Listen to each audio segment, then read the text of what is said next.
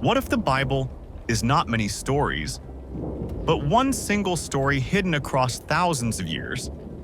Today, we'll zip through the whole Bible from Genesis to Revelation in just a few minutes. In the beginning, God created everything. A perfect world, beautiful and full of life. He created light and dark, land and sea, plants and animals. And at the peak of this creation, He made humanity, Adam and Eve, in His own image. They lived in a garden called Eden, in perfect relationship with God and each other. Their job was simple: to rule over the world as God's representatives, spreading His goodness and creativity. There was just one rule: don't eat from the tree of the knowledge of good and evil. God wanted them to trust Him, to choose life and relationship with Him freely.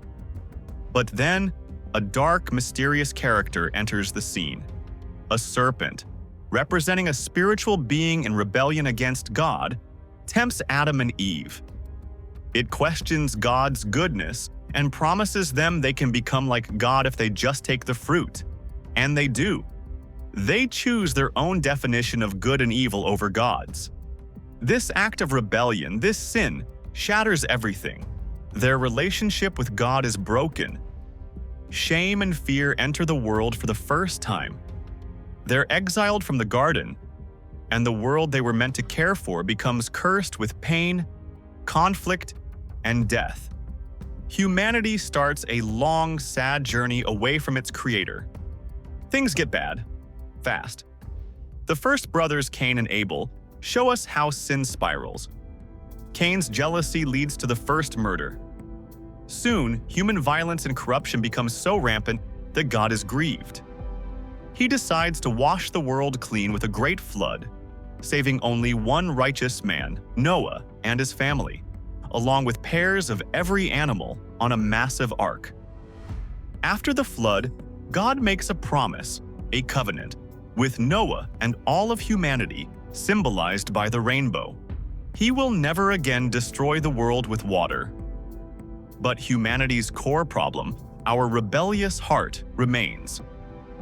We see this at the Tower of Babel, where people unite in arrogance to make a name for themselves, trying to reach heaven on their own terms. God confuses their language and scatters them across the earth. So, God initiates a new plan.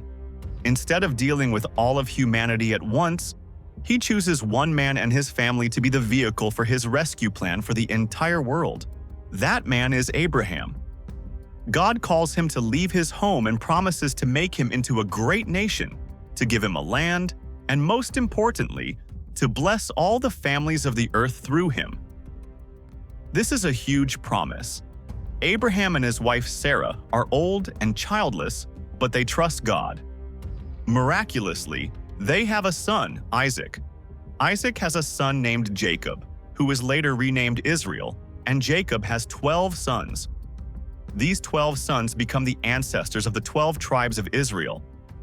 But the family's journey is full of drama. Joseph, Jacob's favorite son, is sold into slavery in Egypt by his jealous brothers. It seems like a disaster, but God is working behind the scenes.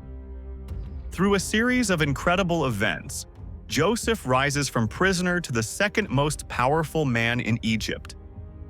When a famine strikes the land, his family comes to Egypt for food, and Joseph, instead of taking revenge, forgives them and saves them. The entire family of Israel settles in Egypt. For hundreds of years, the Israelites live in Egypt and grow into a huge population. But a new pharaoh rises to power who doesn't remember Joseph.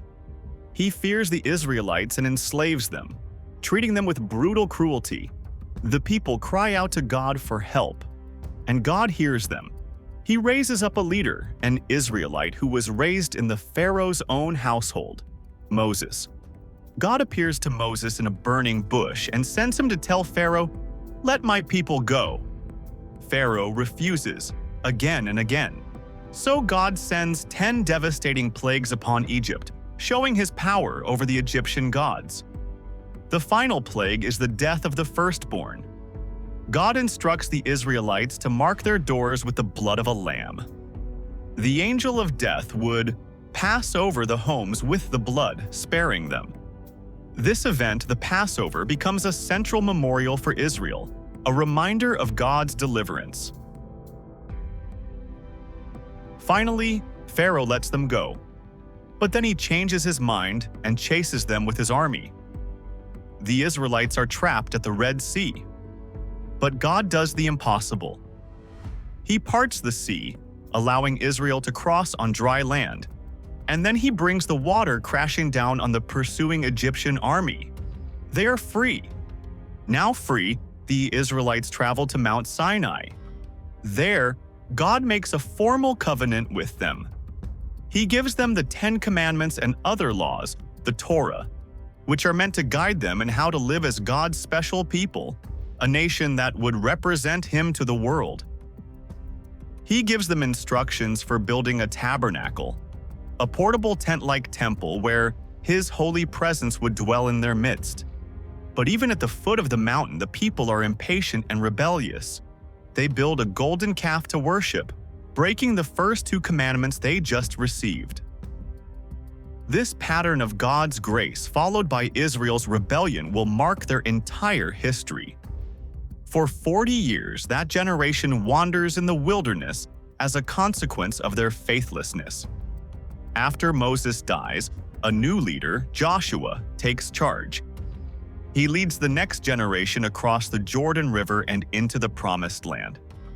They begin the long and often bloody process of conquering the land from the Canaanite tribes who lived there. After the initial conquests, the land is divided among the 12 tribes. This begins the period of the Judges. It's a dark and chaotic time. The book's theme is, "In those days Israel had no king, everyone did as they saw fit." Various judges, who are more like military or tribal leaders, are raised up by God to deliver the people from their enemies when they cry out for help.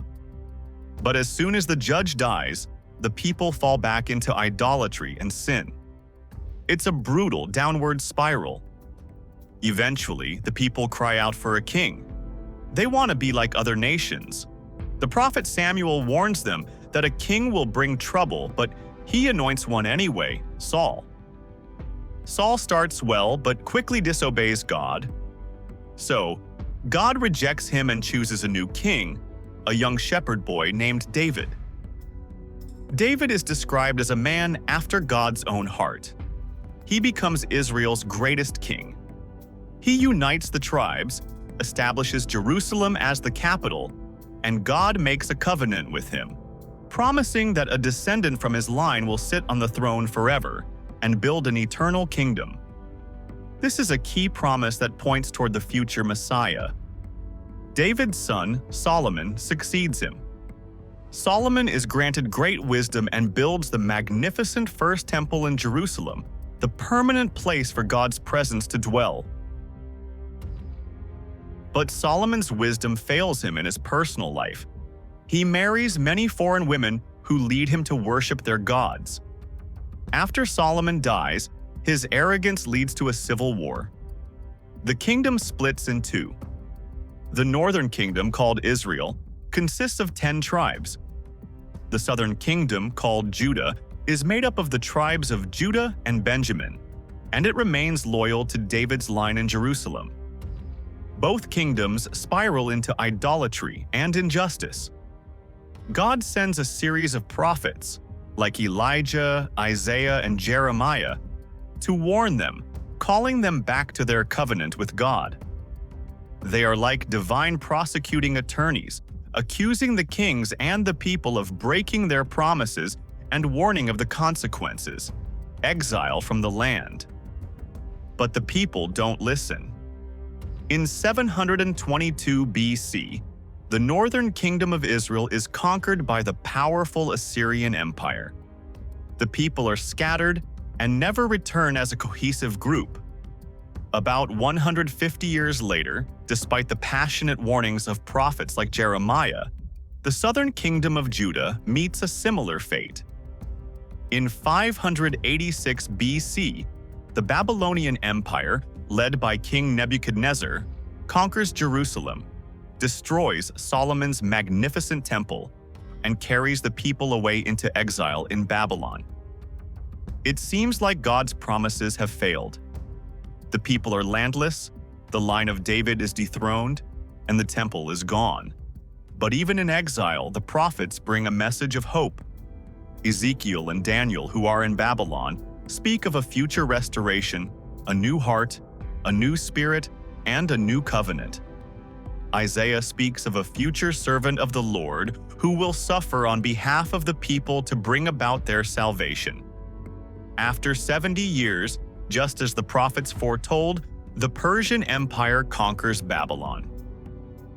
The Persian king, Cyrus, issues a decree allowing the Jews to return to Jerusalem and rebuild their temple. A remnant returns under leaders like Ezra and Nehemiah. They rebuild the temple and the walls of Jerusalem and recommit themselves to following the Torah. This marks the end of the Old Testament story. There's a restored people in the land, but things aren't quite right. The glorious promises of the prophets haven't been fully realized. The people are still waiting for the promised king from David's line, the Messiah who will establish God's eternal kingdom. And then, for 400 years, there's silence. No new prophets, no new scripture. The Jewish people wait. Then, after 4 centuries, the story explodes back to life. A baby is born in the small town of Bethlehem. His name is Jesus. The New Testament claims that this Jesus is the long-awaited Messiah, the fulfillment of all the Old Testament promises. He is God in the flesh, Emmanuel, which means God with us. Jesus grows up and begins his public ministry around the age of 30. He travels around Galilee, teaching, healing the sick, and performing incredible miracles. He announces that the kingdom of God is at hand. He teaches with unparalleled authority, often in parables, explaining that God's kingdom is an upside-down one, where the last are first and the humble are exalted. He chooses 12 disciples, symbolic of the 12 tribes of Israel, to be the core of his new covenant community. He claims to be the Son of God, the one who can forgive sins, and the one through whom people can be reconciled to the Father. This message and these claims deeply anger the religious leaders of Israel. They see him as a blasphemer and a threat to their authority. The conflict escalates until Jesus travels to Jerusalem for the Passover. He knows this will be his final week. He shares a Last Supper with his disciples, reinterpreting the Passover meal around himself. He says the bread is his body and the wine is his blood of a new covenant, poured out for the forgiveness of sins. Later that night, he is betrayed by one of his own disciples, Judas.